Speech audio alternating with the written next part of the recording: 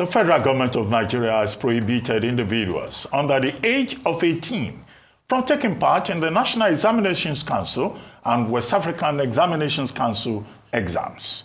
The Minister of Education, Professor Tahir Mamman, explained that the federal government has directed WAEC, which conducts the West African Senior School Certificate Examination, and NECO, which oversees the Senior School Certificate Examination, to enforce the 18-year age requirement for candidates wishing to take these exams. Meanwhile, while the Nigerian Union of Nigerian Teachers, NUT, has condemned the decision, NUT says it is unrealistic. The national president of the Academic Staff Union of Universities, ASU, Professor Victor Emmanuel Osodeke, has personally backed the policy, saying that children should follow the standard academic progression in Nigeria, which is 6 years each in primary and secondary school before moving on to university at the age of 18.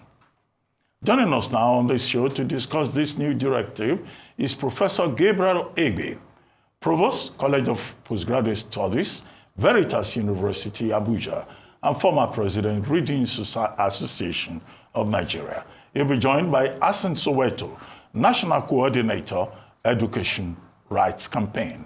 We're also expecting Taiwo Akinlami, a lawyer, child protection expert, and former UNICEF consultant. Good morning, gentlemen. Thank you for joining us on the morning show. Good morning. Thank you for having us. Okay, looks like we have Professor Egbe, and also Good morning. Taiwo Akinlami is not yet with us, but let's start this. I'm here. Oh, you are with us. Oh, very good. Taiwo is here. Very good. Okay, now quickly. In Nigeria, it is fashionable for senators and members of House of Reps to marry 16-year-old girls and flaunt that as a major achievement.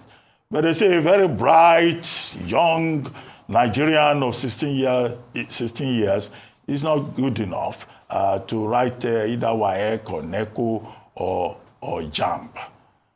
Isn't this a misplacement of priorities? The stakeholders are divided on this matter. But let's start with you, Professor Egbe, and then Taiwo Akinlami can respond also to this subject. Professor Egbe, you go first. Okay, thank you very much. I think this is a very challenging discourse in Nigeria. And of course, in Nigeria, we've had issues discussing education, and we have several challenges. And this is an additional challenge to the educational orchestra in Nigeria. But let me just make a few clarifications so that we can get this thing clear. Generally speaking, globally, there is no age limit to enter a university, generally speaking.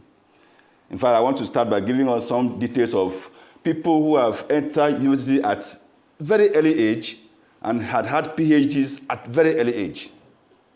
For example, we have Ruth Lawrence, who entered at the age of 10 and earned a PhD in mathematics from Harvard at 18. We have Kim On-young, who entered at age 4 and earned a PhD in physics from Stanford at 15. And then there are others like Terence Tao, who entered at 9, earned a PhD in mathematics from Princeton at 20.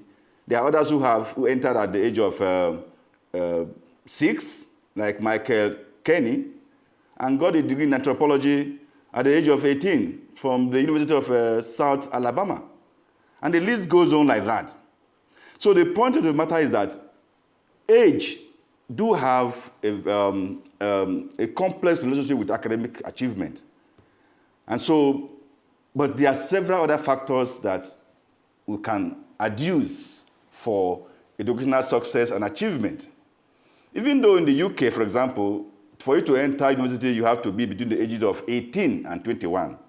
And the US is between 18 and 22. And that is because there are foundational courses you must have to go through, or college, or what we should have in Nigeria as a high school. And so that gives you the opportunity to get to a certain age before you get to the university. And in fact, even when you do that, there are certain programs that there is a degree of maturity that is expected of you before you can study such programs, like medicine and law. And that's why in some countries, you have to, first of all, have a first degree in another discipline before you can even study law or medicine. And that is because we are aware that there are other factors that impinge on academic performance. And at a certain age, you might have some difficulty. Having said that, I would like us to also know that there are research findings that have proved and shown that children who don't mature up to a certain age drop out of school. For example, the National Association for Gifted Children found that 25% of early entrants under 18 drop out of college in the first year.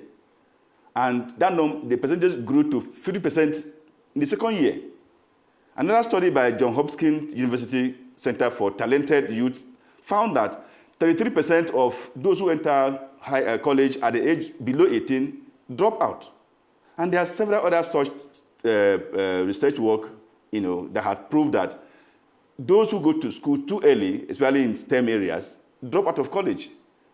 Although in Nigeria we haven't got a research that has actually looked at the age of learners and how they drop out of school, perhaps this new discussion will now push us to do research in that area to find out what is the dropout rate of students who enter school below 16 or below 18.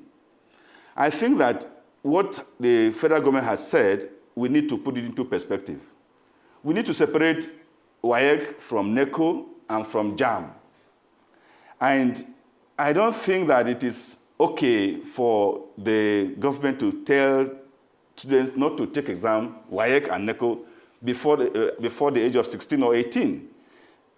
If it is about going to the university, yes, you can say you need a particular age, like 18, so that the child matures both socially and emotionally before he gets to the university. Because at the level of the university, the student is on his own.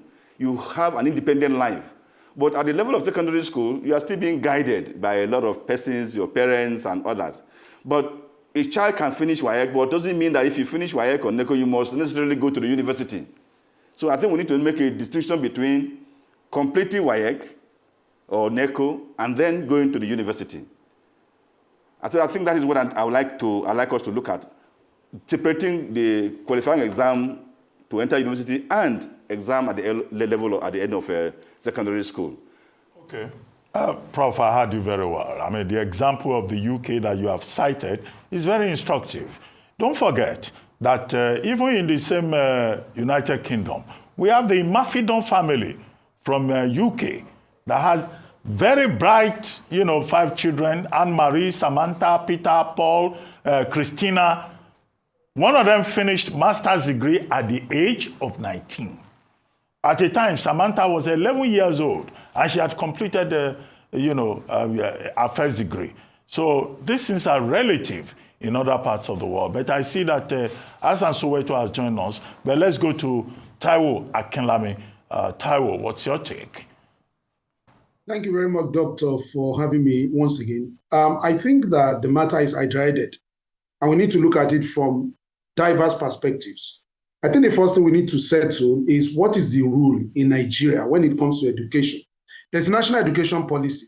The latest edition was 2013, the 6th edition, which makes it abundantly clear the age at which a child should get into school, which is at the age of 6. Section 2 in particular made provision for that, for when a child should get into school, which is age 6. Now, that same policy provides for 6334, 6 years in primary, 3 years in junior secondary school, 3 years in senior secondary school. Now, if a child is to get into school at the age of 6, and he or she gets into school at the age of 6, it's expected that it's going to, by the time the child spends 6 years in school, in primary school, 3 years in junior secondary school, 3 years in senior secondary school, the child should be 18 years old. Now, number 2 is the fact that when you look at section 7 of that particular national policy, it makes provision for gifted children and provides that gifted children should be identified early. I think the kinds of people that Prof is talking about, they should be identified early, and there should be policy to guide them for accelerated education. Now, the crisis we are dealing with is that it's not every child that is primarily in the category that Section 117 is talking about. Or let me say, if we agree that every child is in that category, it is not every child in that category that the parents, primary parents and secondary parents, live up to the responsibility of bringing out those giftings in them.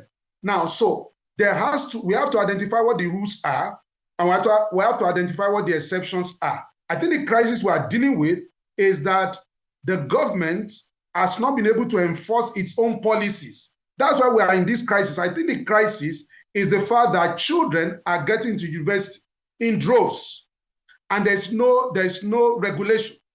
Private universities, public universities are admitting students as young as 12 years old. I went to Lagos State University. In Lagos State University, there was a time a boy was admitted at the age of 12. That boy did not end well. He was expelled from school at the age of 16. At 13, he had joined the court. At 16, he was a court leader. So the point is, why we must, in 2019, I was working with UNICEF to develop a national policy on non-violent schools in Nigeria. And in that meeting, I made frontal, very strong recommendation that child safeguarding and protection should be extended to universities, because universities are admitting children. A child is anybody below 18. So and going forward, I think if the government realizes that there's a crisis of admitting children who may not have anything to do within the university system into the system, and without making adequate provision to protect them and to pay attention to them. Even in countries where gifted children, get into the university early, there are provisions for how those children will be guided. Not that they are thrown into the university like every other person. Now, it is as a result of this crisis that I think the government is responding to. But my challenge is that, my problem is that I don't think this is how to respond to it. You don't come by fiat to try to solve a problem that is endemic, a problem that has been on ground for time immemorial. Now, the question is, what is the probing that is going to go on to identify the fact that how have we admitted that the 633 system has failed? Because if it has been adhered to, we won't be where we are today. If we had admitted that it has failed, what made it fail? What are the indices of failure? How did we get here? What do we need to do? Those are fundamental conversations we need to have. Then if we now agree that yes, 6334 has failed, on the implementation of this has failed, who are the culprits? Government is continuum. Who are the culprits? How do we overhaul the entire system to ensure that the right thing is done? Lastly, if you now agree that, okay, 6334 has failed, or the implementation of it has failed, and children are getting to university in droves, and there's no preparation to attend to them, because I think that's the major issue. There's no preparation on the side of universities to attend to children that are entering at younger age. A child is anybody below 18. You see, in that same university, Dr. Abati, you know that there are undergraduate programs, there are postgraduate programs, there are doctoral programs, there are all kinds of programs within the university system. You don't just throw a child, even if the child is gifted. We have to be concerned about child safeguarding and protection issue relating to that. And finally, if the government now says, okay, this is what we need to do, the fundamental thing, therefore, is that there has to be a transition period. How do you come with a policy that abrogates what exists, which is one policy that you have failed to implement? You now say immediately, should WAEC and NECO should not admit children below 18. How do we deal with that? Okay, Taiwo. What about the children? Okay, Taiwo, thank you. What I take from what you have said is about exceptions to the rule. After all, I started primary school at the age of 4. By the age of 24, I had submitted a PhD thesis. I think I met you in LASSCE Faculty of Law when I came to do law with you people in the class. But let's bring in Azan Soweto.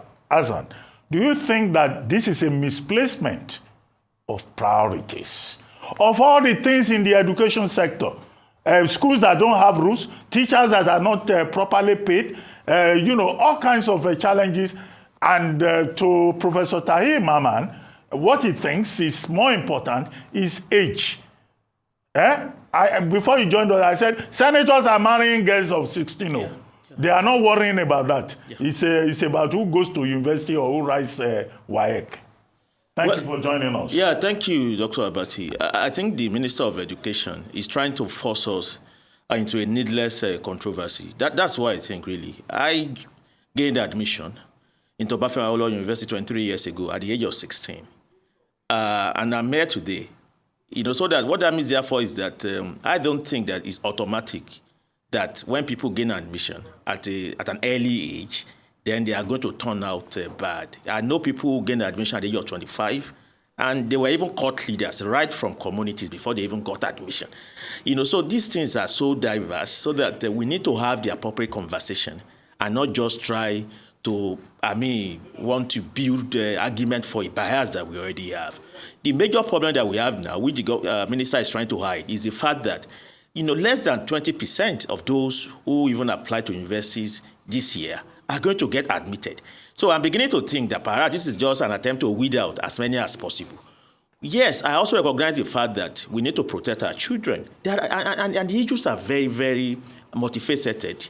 But part of the problems that we have now is that you have the role of a private education distorting the entire 633 system, 6334 system. It's not just that people's children get admitted into primary school at an early age. You also have this culture of double and triple promotion in private schools, something which is ignored by the inspectorate department of the Ministry of Education. So what we need to be talking about right now is that if you want to enforce this rule, then you have to start right from the beginning, from the cradle. What they want to do now is to punish these thousands of children who have done nothing wrong. They were exceptionally brilliant. They did not fail WAEC. They passed all of their subjects and they are qualified to be admitted. And right there, a minister remembers that there was a rule that has not been enforced and he wants to enforce it to the detriment, of the future of these children. We have to insist that this policy must be suspended first and foremost, and then let's have a stakeholders discussion about all of the metrics. I completely agree with what Mr. Taiwo said about the fact that you need to re-examine the 6334 system.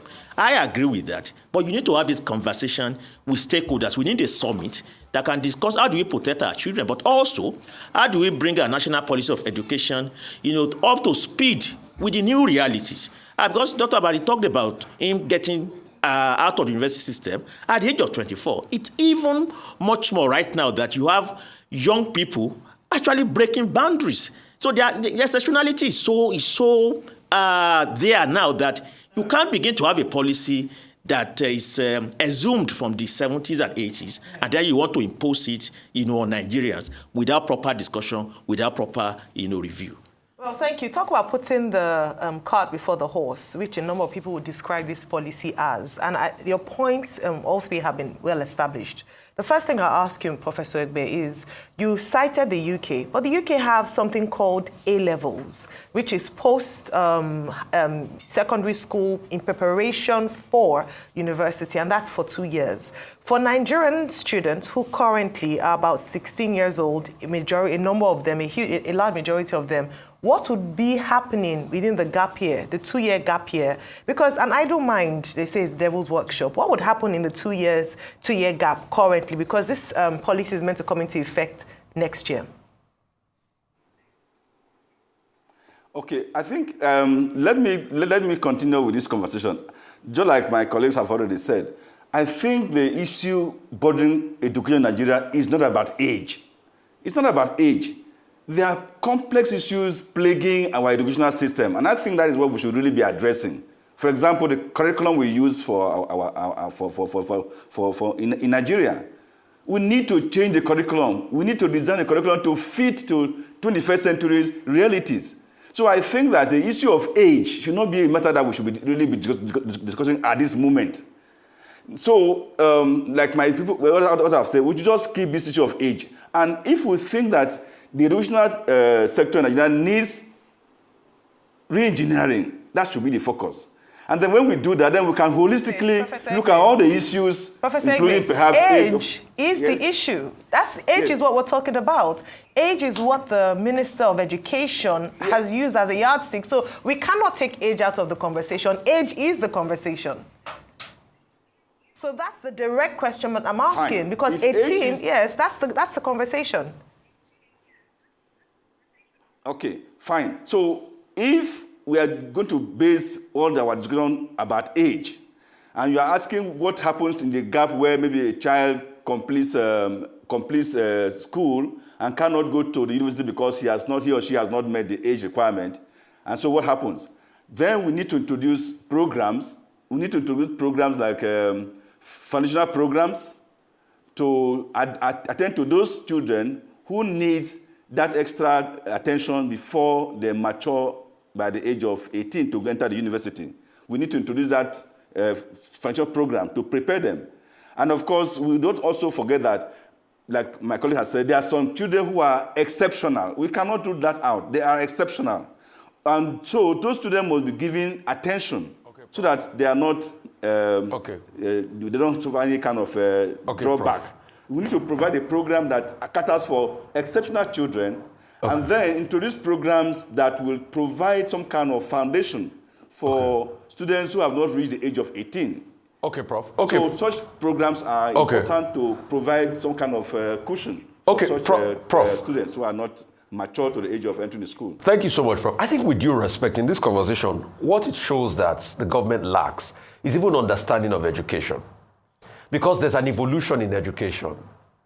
The idea of a university system is fast getting moribund. People can do software courses online and they go on to jobs. So the idea of a four-wall of a university is already a fast today. From the comfort of your room, you can learn online, irrespective of your age and your acuity. Most people do courses anywhere. And Mr. Taiwo, Akinlami, you were talking about, maturity and all of that. I think it's the balance, it's the environmental balance that we should strive at, not about the age threshold. Because when you look at an age threshold, really, is age maturity? In a country where you see all sorts of shenanigans our old politicians come to do in public, is age maturity? And that's the question I'm throwing to you and Hassan Soweto this morning. Is age maturity? I see your advocacy, but your advocacy is totally about a failure in society. You were talking about people that go to school without having the prerequisite maturity age. You were the one we talked to about things that happen in secondary schools. Is age maturity? That's to you, number one. And Hassan Soweto also answered that question. Let me respond to you by saying that the book that I read says, white hair does not always speak wisdom. There's a spirit in man. The breath of the Almighty gives him understanding. So the fundamental thing is that age is not necessarily a function of maturity. But I'm speaking from the perspective that it's not every child that should be in the university or take a course online at a particular time. That's what I'm saying. And if every child should be in the university or take any course, child safeguarding and protection should be in the forefront. What we have found is that universities are admitting children. A child is anybody below 18 by the provisions of the law. That's where I'm staying. And if a child is anybody below 18, the foundational issue is that if a child gets into anywhere, whether it's a university, whether it's a religious place of worship, whether it's secondary school, there should be provision for the protection of these children. What we have seen within the school system, particularly the university system, is that there are no such provisions. So those children who get into school at that age are left on their own to fend for themselves like adults, and they're like people that are above 18, and they are not able to do so well. That's what I'm saying. And I've also said that you cannot educationists have said, to implement anything within the educational system right now, you need at least 6 years, particularly this 6-3-3-4 thing. Whether you want to review, whether you want to implement. Because of time, I really appreciate you. Thank God you've now narrowed it down to the environment which we should be looking at really. It's the environment. So it's not about blanket bans. I'm coming to you, Hassan Soweto, as we wrap up. Is age maturity in the society and the world we live in? Because with this, you say people can't go to school until they're 18. You're saying age is maturity. Is age maturity? And obviously, age is not maturity. And that has been established in so many respects across the world today. But then we can't completely ignore, what people who are experts in child development are talking about. The only problem is that there is so much wrong with this country, with the education sector, that you can't just lift some of these ideas right from abroad. I want to apply it. Because when you talk about the whole research that says that when a child gets to the university, there's a likelihood that they will drop out. The reality is that you have in this country conditions that means that even adults, even 25-year-olds, cannot, finish their education. Then there's the other challenge that I've seen. People enter the university at the age of 15. They don't graduate until the age of 27 because of strike, So this is not a country that is working. It's only a working environment that these ideas can become relevant. So which is why we have to say that the Minister of Education should not drag us into a needless controversy. Yes, he can set the debate for education because it's his ministry, but he's setting a wrong debate. And we have to question even his qualification in that position. Because that is not, what we should be talking about now. Only 20% of those who want to gain admission this year will be able to get in, not because they are not qualified, but because there are no spaces. What about funding of education? What about teachers? Thousands of teachers are going to leave the university education system this year and over the next few years. What about infrastructures? ASU is already talking about going on strike by the end of next month. That is what our minister should be talking about, not Thank you very much to our panel of guests this morning for having this conversation, very important conversation with the education sector in Nigeria. We'll get to hear, hopefully, a response from the minister and the Ministry of Education.